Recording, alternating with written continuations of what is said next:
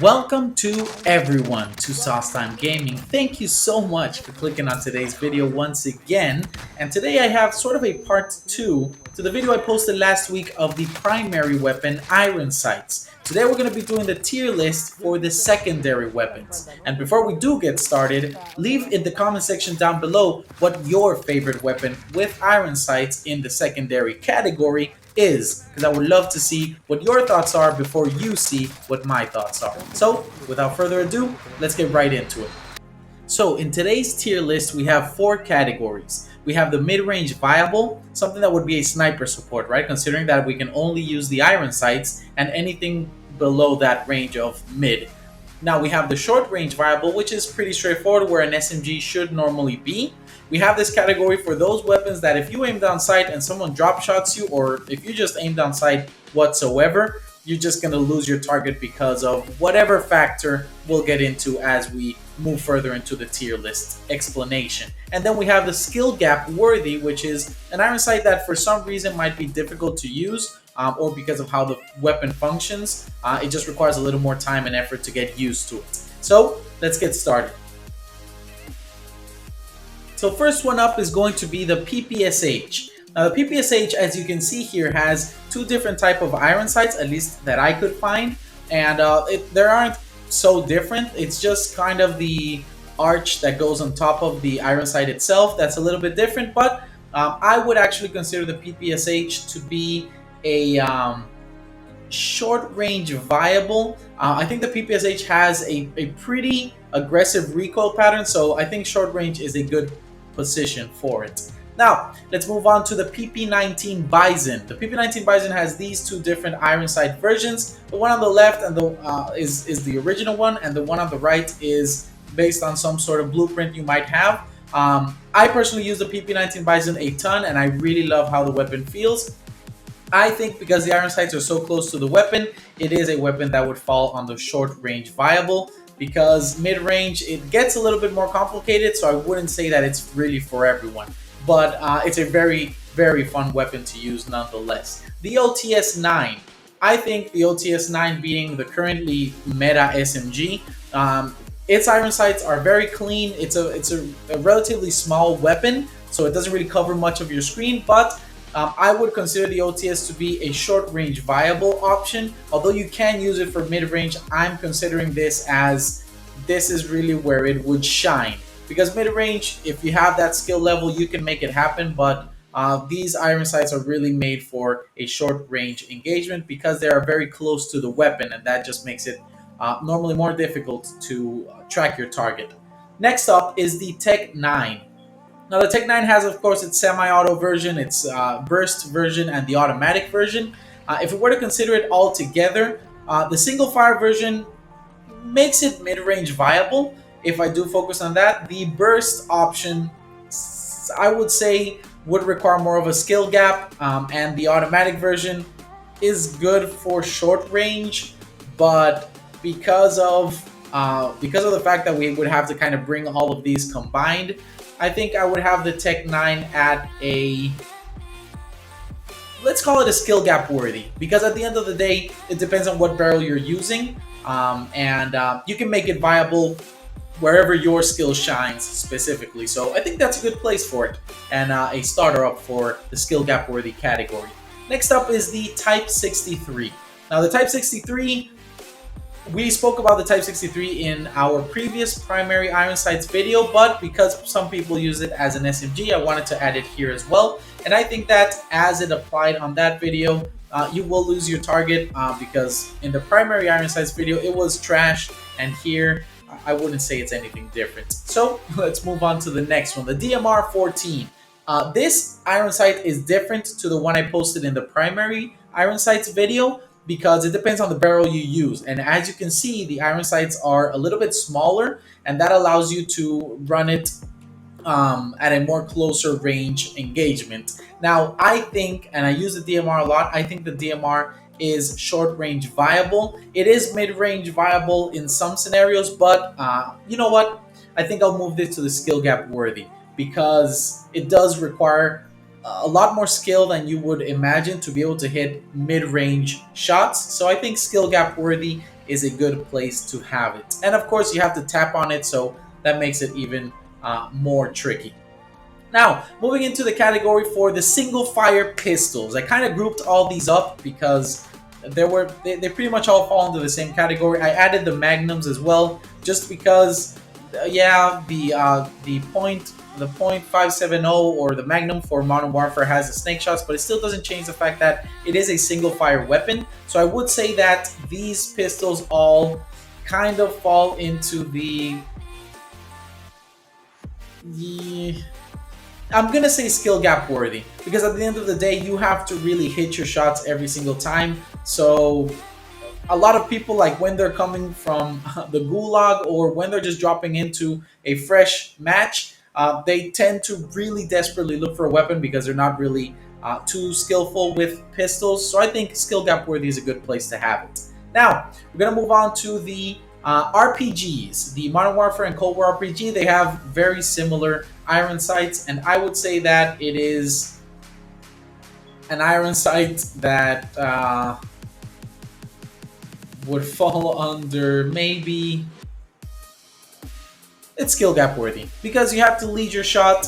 Although it does have the area of explosion, skill gap worthy is probably the way to put it, because not everyone can get kills with an RPG skillfully, if you will.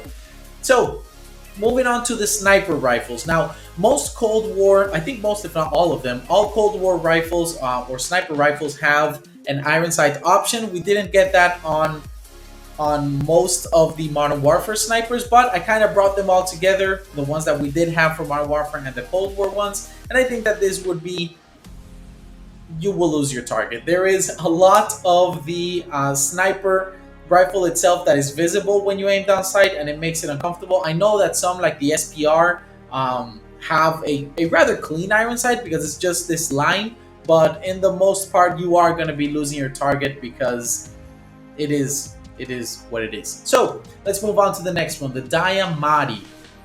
I personally do not like the Diamatti's iron sights, and I feel that I always lose my target when I'm trying to use it, so it's gonna definitely go there for me. Maybe you enjoy using it and enjoy its iron sights, but I think they are truly terrible. So let's move on to the next one. The AMP-63.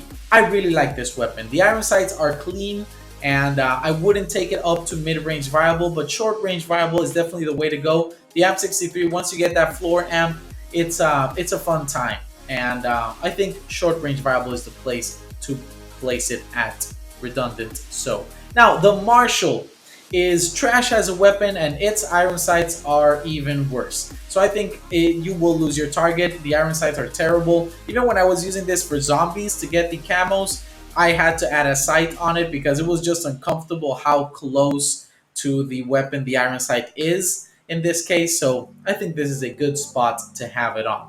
Next up is the Hauer, and the Hauer has relatively straightforward iron sights for a shotgun. I think that you might lose your target, but short range viable I think is the way to go. It's not that big of a deal. I'm debating between you will lose your target and the short range, but I think short range is a good place to have it on. Next up is going to be the Gallo, or the Spaz. Now the Spaz actually has a couple of different unique iron sights, and they actually changed the iron sights because it was just sort of a line or sort of a toothpick sort of iron sight before, and they actually now have this fork, which I noticed it when I was making this tier list. Which was quite interesting. If you didn't know, well, now you do. And you have a couple of different versions here, and that is based on if you're using the stock or you're not using a stock. And I think that based on it all, if you're focusing on the one to the right, it has a very clean iron sight, and I think short range viable is a good place to have it. Mid range, I mean, it is a shotgun, so it's not really too practical in that sense, but short range viable is definitely the place to go. It is a shotgun after all, so that's where it's supposed to be anyway. Next up is the MAC-10. The MAC-10 has the default version, which has this very fat iron sight in the middle. But if you do have the right blueprint, you can get, again, this toothpick-like iron sight, which is the one I love to run. And I think this is a fantastic weapon for short range. Would I push it to mid-range? I think I do find myself using it as such. I think it's like borderline short and mid. I'm going to give it the credit and put it in the mid-range to have it be the opener for this category. So there you have it. Next up is the Streetsweeper. Streetsweeper has great iron sights, and I think short range viable. Because it is a shotgun, I can't just extend it to the mid-range. Short range is a good place for it. Next is the Ironhide, the most recent shotgun or the final shotgun added to the game. And the iron sights are fairly clean. I'm going to put it in the short range just because it is a shotgun. It wouldn't go in the mid-range if anything. But yeah, I think that's a good place for the Ironhide. Next up is the nail gun. The nail gun, I want to say, is skill gap worthy because it's low fire rate, and the fact that its iron sight is very, very close to the weapon itself requires you to have a little more skill, maybe getting used to that hip fire aimed down sight fire. But if we're focusing on the ADS itself, it does require a little bit more skill. So I think I'll leave it right there. Next up is the R1 Shadowhunter. And the iron sights for the Shadowhunter are very clean, I would say. And I think you can get away with a mid-range viable for it, because at the end of the day, even though you have to track your target, whatever the case may be, the iron sights are very clean. So there you have it for the Shadowhunter. Moving on to the next one, the SMG version of the M4A1.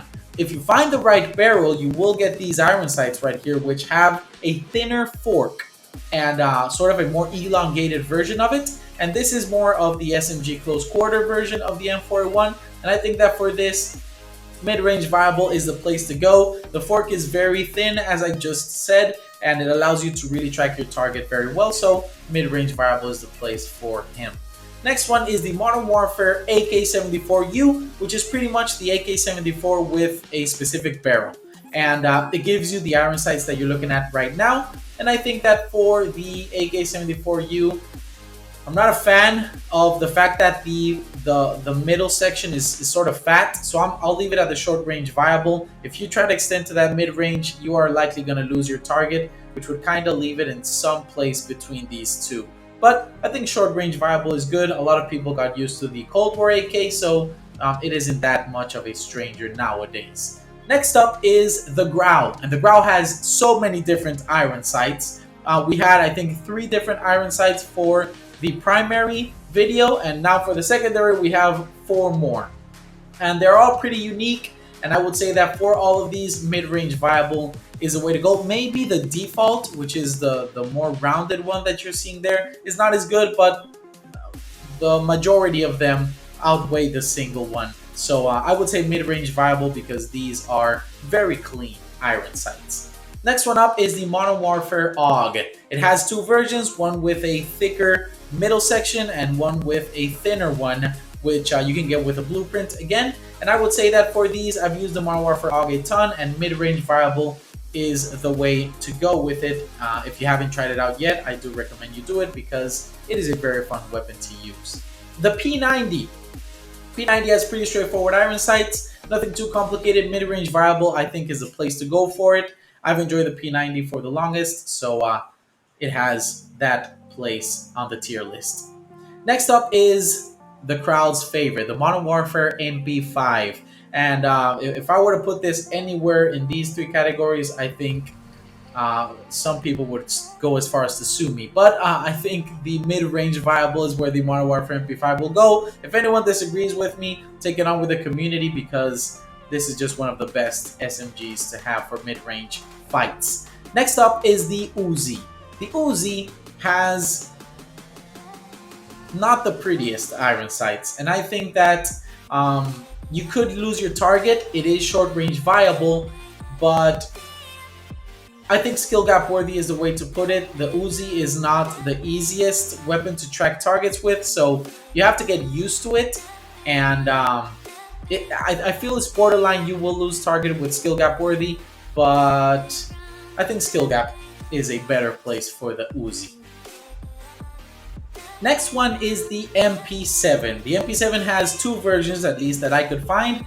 One with a fatter iron sight, as you can see on the left, which is actually the default. And then based on the right blueprint, or finding the right blueprint, you can get the thinner line on the right, which still isn't a toothpick thin, but it's thinner than the original version, and the middle line is a little more elongated. So I would say the MP7 is definitely mid-range viable, a fantastic sniper support. Next one up is the Striker 45. Now the left side being the default iron sight for it, which isn't too bad. And then if you find the right blueprint, you'll get the iron sight on the right side.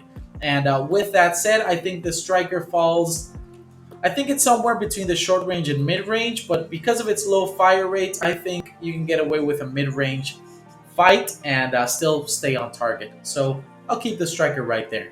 Next one up, the Cold War MP5.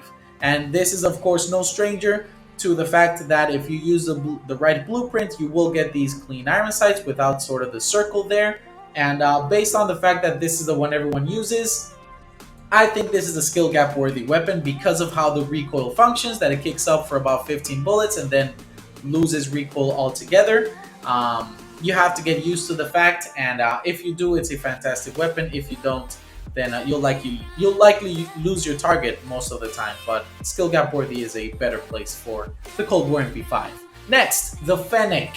The Fennec has a little bit of an obstructive iron sight here, but if you do get used to it, when you're shooting the weapon, it doesn't feel like you're losing much of your target. This is just my experience with the Fennec. I use it with the iron sights, so I think you can really enjoy this weapon if you get used to it. I would say the weapon is, I feel it's somewhere between mid-range and short range, but I'm going to leave it at short range just because of the bullet velocity. Let's add another factor there just because. But a short range variable is definitely the way to go. It is borderline mid-range. So there you have it. The ISO. The ISO is, you will lose your target with the ISO. I feel the way the weapon kicks and the fact that the iron sights are, I don't know if it's because it's squared, but there's something weird when you shoot the weapon and or maybe the weapon just bounces so much that it makes you lose your target even with the iron sight. So it's a little bit weird, and that's the spot I am giving it today. Now, the CX9. The iron sights are extremely close to the weapon. They are very clean. However, if you start using it and you encounter a couple of drop shotters, you're going to see that you have to adjust very quickly because, again, a lot of the weapon is sort of covering your visibility, and as you're shooting the weapon, it gets a little bit worse. So I think, although you lose your target, if you get used to the CX9, again, with the skill gap it has, with the iron sights, you will truly enjoy this weapon, and it's a great option for you. So I think skill gap worthy based on my experience. Next up is the Model 680. 680, am I getting that wrong? The Model 680, there you have it. The iron sights are rather clean, so I think short range variable is the place to place it on. Again, redundancy. Mid-range, I won't put it there just because it's a shotgun, but there you have it. Next up, the 725. It has two versions, which, again, the default on the left, and if you find the right blueprint, it has this sort of flat version. And I think both of them are relatively good. I know a lot of people have a ton of fun using the slug rounds and actually sniping away with it. And just because of that peculiar way that people have used it, I think I'm going to place it at a mid-range variable. A little bit crazy, I would say, but based on the experience the community has had with the weapon, mid-range is sort of a special case for the 725. Next up is the R90 Shotgun, the famous or infamous Doof Doof. And it has two different sort of iron sights here. Again, the default one being on the left. And I think that it is, you will lose your target with it. I think if you aim down sight and shoot it, the fact that it's a two-tap, it has, I haven't used it for a while, but it has a decent amount of recoil when you do. So I think you will lose your target if you are aiming down sight. That's why people would normally hip fire it anyway. But yeah, I think that's a right place for the Doof Doof. Next one up, the VLK Rogue. Very clean iron sights. The fact that your hand is there, however, makes it a little bit tricky. So I feel that if you don't know how to use this well, you're definitely going to be losing your target. I don't think it's a skill gap thing because you just can't see the target because of your hand being in the middle of the screen. That's what I feel. So I'm going to leave it there. Yeah, that's just my opinion. Next up is the Origin 12 Shotgun. It is, It has very cool iron sights. They aren't the cleanest, but they are very cool. So I'll give it credit on that. I wouldn't call it a skill gap worthy. It is short range viable, but when you're trying to spam this thing, it's shaking so much that you're just really hoping for the best on the pellet spread. So although I feel it's a little bit weird to place it here, I feel you will lose your target if you're running the iron sights here. So yeah, a little bit of a weird one. I feel weird adding the origin there, but I think that's where it's got to go. The Jack 12. The Jack 12 has extremely clean iron sights, mid-range viable. I'm going to put it there because it has these special bullets, the explosive ones, and the iron sights really help out with trying to track any target or maybe shoot a car or explode a car with the special rounds. It's a little bit of a gimmicky thing, but the iron sights are definitely very clean. Next one up is the Milano. The Milano has extremely clean iron sights. Mid-range viable is definitely the way to go. People were even adding the 3x to use it for long range, so I think that answers itself. So moving on to the next, the Mark II Carbine. Very clean iron sights. Short range, even mid-range viable, I would say. Although it's more of a skill gap situation because it is a one-shot sort of marksman rifle. One shot before you rechamber, but mid-range viable is definitely what is accredited to those iron sights. Next one up is the crossbow. This is the Modern Warfare crossbow, and these iron sights are extremely unique, and because they are so unique, I would place it on the skill gap worthy section because it's not your average iron sight where the toothpick is below. In this case, as you can see, it's on top, and it makes it a little bit weird to track a target that's longer from your close range engagement. So skill gap worthy is definitely the way to go. Next one up is the Renetti, and I'm placing the Renetti separately from the pistols because it has the 3-round burst barrel. So I would say that it has these two iron sights, and both of them are rather clean. I would say short range viable is a good place. Burst weapons don't tend to do too well in the iron sight department, so short range viable is a good place for the Renettis. Now, the AK-74U. This is the Cold War AK-74U. It has a variety of iron sights, as you can see here, and all of them are rather clean. I would say the suppressor and the Grau suppressor are the cleanest ones. Those are the ones that give you these sights that you're seeing on the right side, and I would say that these are mid-range viable for sure. Next one up is the Sykov. Sykov is definitely short-range viable. I would even go as far as to say if you're using the full auto version, you will lose your target, but I think short range is where most players would be able to handle it. I wouldn't go middle range, and yeah, it's sort of in between short range and you will lose your target. Next one up is the final SMG added to Cold War, the LAPA. And the LAPA is definitely a weapon you will lose your target with. The iron sights are extremely obstructive, and when you shoot the weapon, you completely lose track of where that very thin toothpick is. So that's a right place for it. Next up is the KSP-45. The KSP-45 is a mid-range viable. I've had some fun with this weapon because I think when it first came out, it sort of had a very effective damage range, or a longer effective damage range, so it was good for longer fights, and I gave it a try. It is a burst weapon, which kind of goes against what normally happens, but I think it is fun to use with the iron sights at a little bit longer ranges. So give it a try. Maybe let me know in the comment section down below.